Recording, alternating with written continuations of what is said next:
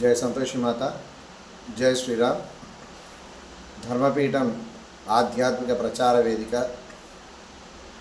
ధర్మపీఠం ధ్యాన ఆధ్యాత్మిక శిక్షణా కేంద్రం ఈ యొక్క సంస్థల ద్వారా ఎన్నో ధర్మ ఆధ్యాత్మిక విషయాలను మీకు తెలియజేస్తూ, అలాగే మనకి పండగ యొక్క విశేషతను కూడా మీకు తెలియజేస్తూ, స్వధర్మాన్ని మీ అందరికి కూడా తెలియజేస్తూ, ఈ యొక్క ధర్మపీఠం మీ అందరి ఆశీస్సులతో, మీ అందరి సహకారంతో ముందుకు నిర్విఘ్నంగా వెళ్తున్నది. దానికి అందరికి కూడా కృతజ్ఞతలు. దయచేసి ఈ యొక్క ధర్మపీఠం ఆధ్యాత్మిక ప్రచార వేదిక ఈ యొక్క యూట్యూబ్ ఛానల్ని తప్పకుండా మీరందరూ కూడా సబ్స్క్రైబ్ చేసుకొని లైక్ చేసి, అలాగే మీ యొక్క కామెంట్స్ని, విలువైన కామెంట్స్ని మాకు తెలియజేస్తే నేను ఇంకా ఎన్నో విశేషాలు మీకు కూలంకషంగా చెప్పడం జరుగుతుంది. కాబట్టి మీ అందరూ కూడా ఖచ్చితంగా మీ కామెంట్స్ని తెలియజేయండి. ప్రతి ఒక్కరు సబ్స్క్రైబ్ చేసుకోండి. మీకు నేను చెప్పేది ఉపయోగపడే విషయం అనిపిస్తే దయచేసి మీ తెలిసిన వారితో కూడా ఈ యొక్క ఛానల్ని సబ్స్క్రైబ్ చేయించుకోవడం ద్వారా వారికి కూడా ఎన్నో విలువైన విషయాలు మీ ద్వారా తెలియజేయడం జరుగుతుంది. సర్వే జన సుఖినో భవంతు, సుజన సుఖినో భవంతు. ఏకదంతం మహాకాయం తాప్తకంచన సన్నిభం లంబోదరం విశాలాక్షం వందేహం గణనాయకం. మౌంజీకృష్ణ జినధరం నాగయజ్ఞోపవీతం బాలేందు శుకలమౌళిం వందేహం గణనాయకం. జయ గణపతి. మనం ఏ కార్యక్రమాన్ని మొదలుపెట్టినా, ఎలాంటి మనం పండగల్ని మొదలుపెట్టినా, ఎలాంటి వ్రతాలను చేయదలుచుకున్నా, మనం గృహప్రవేశాలు కానీ, వివాహాలు కానీ, అలాగే శంకుస్థాపనలు కానీ, ఏ కార్యక్రమం చేసినా సరే మొట్టమొదటిగా మనం పూజించే స్వామి ఆ యొక్క మహాగణపతి. ఎందుకు ఈ మహాగణపతిని మనం స్మరించుకుంటాం ప్రతి కార్యక్రమంలో ముందుగా అంటే, ఆ యొక్క గణపతి మనకి ఎలాంటి విఘ్నాలు కలగకుండా, మనం ఏదైతే సంకల్పం చేసి ఏదైతే కార్యక్రమాన్ని మొదలు పెడుతున్నామో ఆ యొక్క కార్యక్రమం నిర్విఘ్నంగా మనకి కొనసాగడానికి, ఆ యొక్క కార్యక్రమం దిగ్విజయంగా పూర్తి చేయడానికి మనకి ఈ యొక్క మహాగణపతి యొక్క అనుగ్రహం కావాలి. కాబట్టి మనం ఏ కార్యక్రమం చేసినా కూడా ఈ యొక్క గణపతిని ప్రార్థించుకుంటాం. అయితే మనకి ప్రతి నెలకి ఒకసారి, అంటే ప్రతి మాసంలో ఒకసారి మనం ఈ యొక్క మహాగణపతి వ్రతాన్ని చేసుకోవడం జరుగుతుంది. ఈ యొక్క మహాగణపతిని మనం పూజించుకోవడం జరుగుతుంది.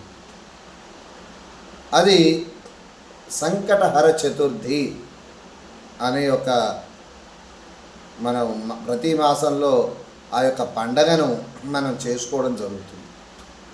అయితే ఈ యొక్క సంకటహర చతుర్థి మనకి హిందూ క్యాలెండర్లో, మన ఇంగ్లీష్ క్యాలెండర్ల ప్రకారం కాకుండా మన హిందూ క్యాలెండర్లో ప్రతి చాంద్రమాసంలో వచ్చే వినాయకుడి ఉత్సవం మనకి. అంటే మనం నవదుర్గా ఉత్సవాలు సంవత్సరానికి ఒకసారి చేసుకుంటాం ఆశ్వీజ మాసంలో. అలాగే మనం ఆషాఢ మాసంలో అమ్మవారికి లక్ష్మీ స్వరూపం, భూదేవి స్వరూపం అయిన వారాహి అమ్మవారికి ఉత్సవాలు చేసుకోవడం జరుగుతుంది. ఈ విధంగా ఒక్కొక్క స్వామికి, ఒక్కొక్క అమ్మవారికి మనం ఒక్కొక్క మాసంలో ప్రత్యేకంగా మనం ఉత్సవంలాగా చేసుకుంటాం, ఒక పండగలాగా చేసుకుంటాం. కానీ మహాగణపతికి ఈ యొక్క సంకటహర చతుర్థి అనేది ప్రతి నెల, ప్రతి మాసం మనం చేసుకునే ఒక ఉత్సవం. మరి ఈ యొక్క సంకటహర చతుర్థి ఎప్పుడు చేసుకోవాలి అంటే ప్రతి మాసంలో పౌర్ణమి అంటే కృష్ణపక్షం తర్వాత వచ్చే 4వ రోజున మనం ఈ యొక్క సంకటహర చతుర్థిని చేసుకోవడం జరుగుతుంది. అయితే ఈ యొక్క సంకటహర చతుర్థి మనకి ఒకవేళ మంగళవారం వచ్చిందనుకోండి, దాన్ని అంగారక సంకటహర చతుర్థి అంటాం మనం. అయితే ఈ యొక్క అంగారక సంకటహర చతుర్థి అనేది సంకటహర చతుర్థి మనకి ప్రతి మాసంలో వచ్చే ఈ యొక్క సంకటహర చతుర్థి ఉత్సవాలలో కల్లా అత్యంత ముఖ్యమైన ఉత్సవంగా మనం పరిగణింపబడుతుంది. ఈ యొక్క అంగారక సంకటహర చతుర్థి అనేది మనకు అంటే మంగళవారం కనుక వస్తే దాన్ని మనం అంగారక సంకటహర చతుర్థి అంటాం. ఆ యొక్క అంగారక సంకటహర చతుర్థికి అత్యంత ప్రాముఖ్యత ఇవ్వడం జరిగింది. అయితే ఈరోజు ఈ యొక్క సంకటహర చతుర్థి రోజు భక్తులు కఠినమైన ఉపవాసాన్ని పాటించడం జరుగుతుంది. మామూలుగా ఉపవాసం అంటే చాలామంది ఏమీ తినకుండా ఉండడం అనేది ఉపవాసంగా పరిగణిస్తారు. మామూలుగా ఉపవాసం అంటే దాని యొక్క అర్థం దేవునికి దగ్గరగా ఉండడం. దేవునికి దగ్గరగా ఎప్పుడు ఉంటామయ్యా? మా ఇంట్లో పటాలు ఉన్నాయండి, మేము వెళ్ళి దేవుడి దగ్గరగా కూర్చున్నాం, మేము దేవుడికి దగ్గరగా ఉన్నాం. దేవుడికి దగ్గరగా ఉండడం అంటే అర్థం ఏంటి? దేవుని పూజలు చేసుకోవడం, దేవుని యొక్క స్తోత్రాలు చదువుకోవడం, దేవుని యొక్క భజన చేసుకోవడం, ఈ యొక్క అంటే మరి ఈ విధంగా చేసేదాన్ని మనం ఉపవాసం అంటాం. మరి ఉపవాసం అంటే మరి ఏమీ తినకుండా ఉండేదాన్ని కూడా ఉపవాసం అంటాం కదండి.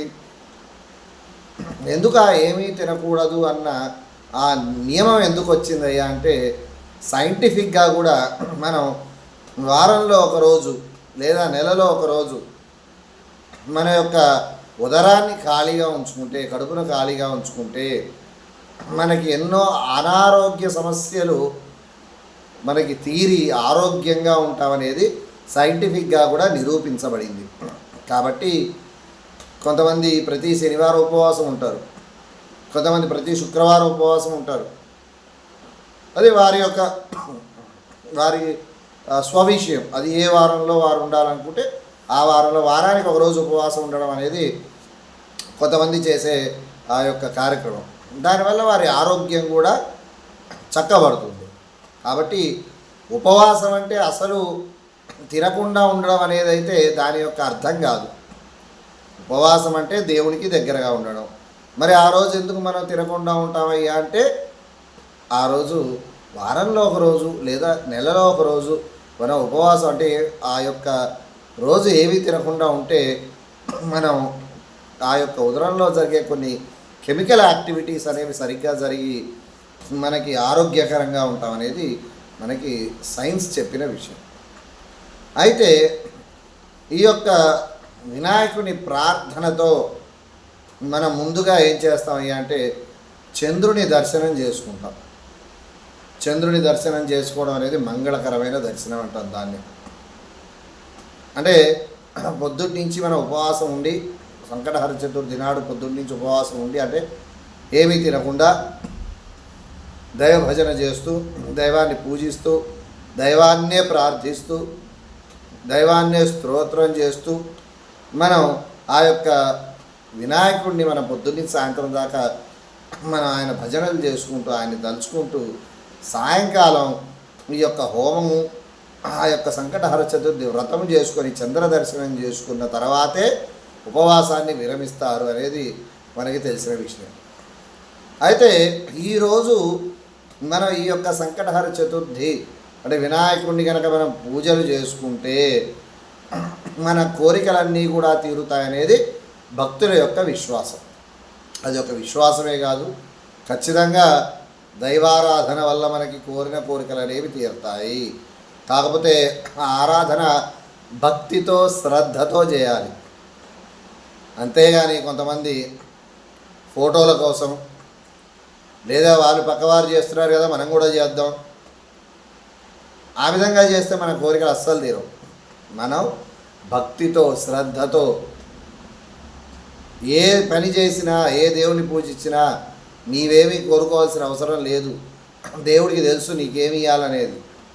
ఖచ్చితంగా నీకు ఏది అవసరమో అది ఖచ్చితంగా ఆ దేవుడు అనేవాడు నీకు ఆ యొక్క కోరికను తీరుస్తాడు. నువ్వు చేయాల్సిందల్లా ఏంటయ్యా అంటే భక్తితో ఆ యొక్క స్వామిని మనం పూజించుకోవడం మాత్రమే. అయితే ఈ యొక్క వినాయకుడు మనకి అన్ని అడ్డంకులు తొలగించేవాడు, అన్ని విఘ్నాలను తొలగించేవాడు. అలాగే తెలివితేటలకు జ్ఞానానికి అధిపతి అని చెప్పి మనకి పురాణాలు చెప్పడం జరిగింది. మనకి ఈ యొక్క చంద్రకాంతి ముందు, చంద్రదర్శనం ముందు గణపతిని ఆశీర్వచనం కోసం మనకి ఆ యొక్క మహాగణపతి ఆశీర్వచనం కోసం గణపతి అథర్వ శీర్షాన్ని మనం పఠించాలి ఖచ్చితంగా. గణపతి అథర్వ శీర్షం. భద్రం కర్ణే విశృణయామదేవా భద్రం వశ్యమాక్షభిర్యజత్రా స్థిరైరంగై సుష్టు ఆగుంసస్తులోభే వ్యశేమ దేవహితం యదాయో. ఈ విధంగా మనకి గణపతి అథర్వ శీర్షం అనే మనకి ఆ యొక్క గణపతిని మనం పూజిస్తే, ఆ యొక్క పఠిస్తూ పూజిస్తే మనకు ఆ యొక్క మహాగణపతి మన కోరికలు ఖచ్చితంగా తీరుస్తాడు. అలాగే ఈ యొక్క ప్రతి మాసంలో మనం చెప్పుకున్నట్టుగా గణపతికి అంటే మహాగణపతి వినాయకుడికి వేరు వేరు ఈ యొక్క సంకటహర చతుర్థి 12 మాసాలు 12 సార్లు వస్తుంది. ఈ 12 సార్లని 12 రకాల నామాలతో 12 పీటలు వేసి మనం పూజించుకోవడం జరుగుతుంది. ప్రతీ నెల చతుర్థి నాడు సంకటహర గణపతిని పూజ చేసి ప్రార్థన చేసి ఈ యొక్క మన సంకటహర చతుర్థి వ్రతాన్ని కూడా మనం చేసుకొని ఆ యొక్క వ్రత కథను కూడా మనం విని ఆ యొక్క వ్రత కథ యొక్క ప్రత్యేకత ఏమిటనేది కూడా మనం తెలుసుకోవాల్సిన అవసరం ఖచ్చితంగా ఉంది. అయితే ఈ వ్రతం ప్రత్యేకత, ఆ మాసానికి సంబంధించిన కథ, ప్రతి మాసానికి ఒక కథ ఉంటుంది. 12 మాసాలకి 12 కథలు. ఒకవేళ అధిక మాసం వస్తే 13 మాసాలు. ప్రతి మాసానికి ఒక కథ ఉంటుంది. ఆ యొక్క కథకు సంబంధించిన ఆ కథను మాత్రమే మనం పారాయణం చేయాలి. అయితే మరి మనకి మీకు ఇందాక చెప్పాను, ఒకవేళ మనకి అధిక మాసం వస్తే 13 సంకటహర చతుర్థులు మనం చేసుకోవడం జరుగుతుంది. మరి ప్రతి మాసంలో వినాయకుడిని ఒక్కొక్క పేరుతో మనం పిలుస్తామని చెప్పుకున్నాం కదా, అలాగే ఒక పీట పెట్టుకుంటాం అనుకున్నాం కదా, మీకు అవి నేను వివరిస్తాను. మనం ఒకవేళ చైత్ర మాసంలో చేసుకునే సంకటహర చతుర్థిని వికట మహాగణపతి అని పిలుస్తాం. చైత్ర మాసంలో చేసుకునే సంకటహర చతుర్థిని, ఆ యొక్క చతుర్థి నాడు మహాగణపతిని మనం ఏడు పిలుస్తాం, వికట మహాగణపతి. మనం పెట్టుకునే పీఠం పేరు వినాయక పీఠం. వినాయక పీఠాన్ని పెట్టుకొని వికట మహాగణపతిని మనం చైత్రమాసంలో పూజించుకుంటాం. ఆ తరువాత వైశాఖ మాసంలో శనక్షరాజ ఏకదంత గణపతిని మనం పూజించుకోవడం జరుగుతుంది. శనక్ర రాజ ఏకదంత గణపతి. ఈ యొక్క గణపతిని శ్రీచక్ర పీఠం మీద మనం శ్రీచక్రాన్ని పెట్టుకొని మనం పూజించుకోవడం అనేది జరుగుతుంది వైశాఖ మాసంలో. అలాగే జ్యేష్ఠ మాసంలో కృష్ణ పింగళ మహాగణపతి పేరు మీద మనం గణపతిని పూజించుకుంటాం. కృష్ణ పింగళ మహాగణపతి. ఈ యొక్క మహాగణపతి కృష్ణ పింగళ మహాగణపతిని శ్రీశక్తి గణపతి పీఠం మీద మనం ఆరాధించడం జరుగుతుంది. శ్రీశక్తి గణపతి పీఠం మీద ఆరాధించడం జరుగుతుంది, పూజ చేసుకోవడం జరుగుతుంది. అలాగే ఆషాఢ మాసంలో అంటే ఈ మాసంలో మనం పూజించుకునే గణపతిని గజానన గణపతి అంటాం. గజానన గణపతి. ఈ యొక్క గజానన గణపతిని విష్ణుపీఠం మీద పెట్టుకొని మనం పూజించుకోవడం జరుగుతుంది. అలాగే శ్రావణ మాసంలో మనం ఏదైతే గణపతిని పూజించుకుంటామో ఆ గణపతిని హేరంబ మహాగణపతి అని పిలుస్తాం. హేరంబ మహాగణపతి. ఈయనని గణపతి పీఠం మీద పెట్టి ఆరాధించుకోవడం అనేది జరుగుతుంది. ఆ తదుపరి శ్రావణ మాసంలో మనం ఇప్పుడు చెప్పుకున్నాం కదా హేరంబ మహాగణపతి. తదుపరి భాద్రపద మాసం, శ్రావణ మాసం తర్వాత భాద్రపద మాసంలో మనం విఘ్నరాజ మహాగణపతి పేరు మీద గణపతిని మనం పూజించుకోవడం జరుగుతుంది. విఘ్నరాజ మహాగణపతి. అయితే ఈ యొక్క విఘ్నరాజ మహాగణపతిని విఘ్నేశ్వర పీఠం మీద పెట్టుకొని మనం పూజించుకోవడం అనేది జరుగుతుంది. విఘ్నేశ్వర పీఠం మీద. అలాగే ఆశ్వీజ మాసం వచ్చేటికి మనం ఈ యొక్క మహాగణపతిని వక్రతుండ మహాగణపతి పేరు మీద మనం పూజించుకోవడం జరుగుతుంది. వక్రతుండ మహాగణపతి ఆశ్వీజ మాసంలో. ఈ యొక్క స్వామివారిని భువనేశ్వరి పీఠం పేరు మీద మనం పూజించుకోవడం జరుగుతుంది. భువనేశ్వరి పీఠం మీద. అలాగే కార్తీక మాసంలో మనం ఈ యొక్క గణపతిని గణదీప మహాగణపతి పేరు మీద మనం పూజించుకుంటాం. గణదీప మహాగణపతి పేరు మీద. ఈ యొక్క గణదీప మహాగణపతిని శివపీఠం పేరు మీద మనం అర్చించుకోవడం జరుగుతుంది. శివపీఠం పేరు మీద. అలాగే మనం మార్గశిర మాసంలో పూజించుకునే గణపతి పేరు అకురాత మహాగణపతి. అకురాత మహాగణపతి పేరు మీద మనం పూజించుకుంటాం. ఈ యొక్క అకురాత మహాగణపతిని దుర్గాపీఠం పేరుతో మనం పూజించుకోవడం జరుగుతుంది. దుర్గాపీఠం. ఆ తదుపరి మనం పుష్యమాసం తీసుకుంటే పుష్యమాసంలో లంబోదర మహాగణపతిని మనం పూజించుకోవడం జరుగుతుంది. లంబోదర మహాగణపతిని మనం పూజించుకోవడం జరుగుతుంది. ఈ యొక్క లంబోదర మహాగణపతి సౌరపీఠం పేరుతో మనం పూజించుకుంటాం. సౌరపీఠం పేరు మీద. ఆ తదుపరి మాఘమాసంకి వచ్చేటికి ద్విజప్రియ మహాగణపతి పేరుతో మనం ఈ యొక్క మహాగణపతిని పూజించుకుంటాం. ద్విజప్రియ మహాగణపతి. ఈ యొక్క ద్విజప్రియ మహాగణపతిని మనం సామాన్య దేవపీఠం పేరుతో సామాన్య దేవపీఠం మీద మనం పూజించుకోవడం అనేది జరుగుతుంది. అదేవిధంగా ఫాల్గుణ మాసంకి వచ్చేటికి బాలచంద్ర మహాగణపతి పేరు మీద మనం పూజించుకుంటాం. బాలచంద్ర మహాగణపతి పేరు మీద పూజించుకుంటాం.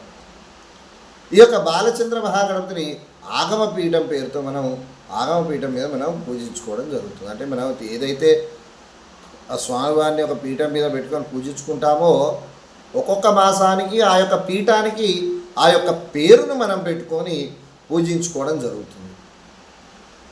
అలాగే చివరిగా మనకి అధిక మాసంలో ఒకవేళ ఆ సంవత్సరం అధిక మాసం కనుక వస్తే అధిక మాసంలో విభువన పాలక మహాగణపతి పేరుతో మనం పూజించుకుంటాం. విభువన పాలక మహాగణపతితో అధిక మాసం కనుక వస్తే మనం ఆ పేరుతో మన స్వామివారిని పూజించుకోవడం జరుగుతుంది. ఈ యొక్క సంకటహర చతుర్థి నాడు ఈ యొక్క విభువన పాలక మహాగణపతిని దూర్వా బిల్వ పత్రపీఠం మీద మనం పూజించుకోవడం జరుగుతుంది. దూర్వా బిల్వ పత్రపీఠం మీద అంటే మనం ఏదైతే పీఠం పెట్టుకొని పూజిస్తున్నామో ఒక్కొక్క మాసంలో ఒక్కొక్క రకమైన పీఠం ఉండదు మనకి. మనం ఏ పీఠం మీద అయితే పెట్టి పూజిస్తున్నామో ఆ పీఠానికి మనం ఆ పేరు పెట్టుకొని ఆ మాసంలో మనం పూజించుకోవడం అనేది జరుగుతుంది. కాబట్టి ఈ యొక్క సంకటహర చతుర్థికి ఇంతటి ప్రాముఖ్యత ఉంది. కాబట్టి భక్తజనులందరూ కూడా ప్రతి మాసంలో తప్పకుండా విడవకుండా ఈ యొక్క సంకటహర చతుర్థి యొక్క రోజు మనం ఆ స్వామివారి అభిషేకం చేసుకొని అలాగే ఆ మహాగణపతి లక్ష్మీ గణపతి యొక్క హోమంను మనం చేసుకొని వ్రతంతో మనం ఈ యొక్క స్వామివారి అనుగ్రహాన్ని మనం పొంది అందరూ కూడా సుఖ సంతోషాలతో అష్టైశ్వర్యాలతో భోగభాగ్యాలతో ఉండాలని మనసారా కోరుకుంటూ మరొక్కసారి ఇలాంటి ఎన్నో విషయాలు మీకు తెలియజేయాలి అంటే మీ వైపు నుంచి మాకు కావాల్సింది మా యొక్క ఛానల్ని ఖచ్చితంగా మీరు సబ్స్క్రైబ్ చేసుకోండి. ఆ యొక్క ఛానల్ లైక్ చేయండి.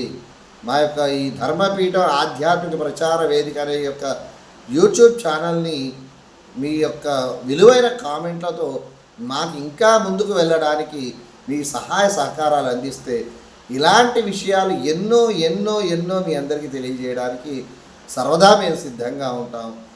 జై జగన్మాత, జై సంతోషి మాత, జై శ్రీరామ్, జై భరతమాత, జై సర్వదేవత అనుగ్రహ సిద్ధ్యర్థం. నమో నమః, నమో నమః, నమో నమః.